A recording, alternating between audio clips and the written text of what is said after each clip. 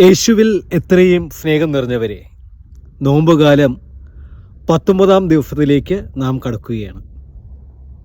ചെറിയ ചില ചിന്തകളിലൂടെ നാം ഇനിയുള്ള ദിവസങ്ങൾ യേശുക്രിസ്തുവിൻ്റെ കുരിശിൻ്റെ വഴി നമ്മൾ ധ്യാനിക്കുകയാണ്.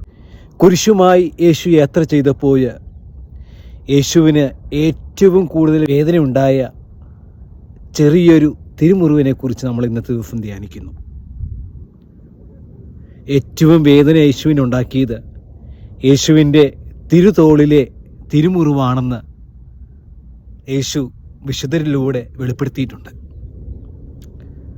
നിസ്സാരം നമ്മൾ ഒന്ന് ചിന്തിക്കുക. നമ്മുടെ ശരീരത്തിൽ തറയിൽ വീണ് ചെറുതായിട്ട് നമ്മുടെ കൈമുട്ടുകളോ കാൽമുട്ടുകളോ മുറിഞ്ഞിട്ടുണ്ടെങ്കിൽ ആ മുറിവുമായി നമ്മൾ മുന്നോട്ട് നീങ്ങുമ്പോൾ നമ്മുടെ വസ്ത്രം ആ മുറിവിൽ ഉരയുന്നുണ്ടെങ്കിൽ ആ ഉരഞ്ഞുണ്ടാകുന്നൊരു വേദനയുണ്ടല്ലോ, ആ വേദന തന്നെ നമുക്ക് സഹിക്കാൻ പറ്റാറില്ല.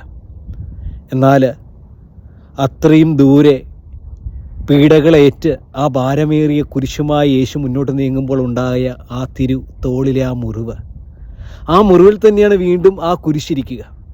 ആ കുരിശുമായി മുന്നോട്ട് പോകുമ്പോൾ ആ ഉരഞ്ഞ് ആ മുറിവ് വീണ്ടും അവിടെ തയമ്പിച്ച് വ്രണമായി മുറിവ്, ആ ഒരു വേദന ഒന്ന് നമ്മൾ ചിന്തിച്ച് നോക്കണം.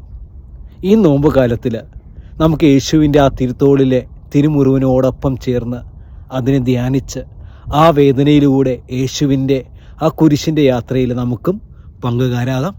കർത്താവായ ദൈവം നിങ്ങളെ ഏവരെയും സമർത്ഥമായി അനുഗ്രഹിക്കട്ടെ. ആമേൻ.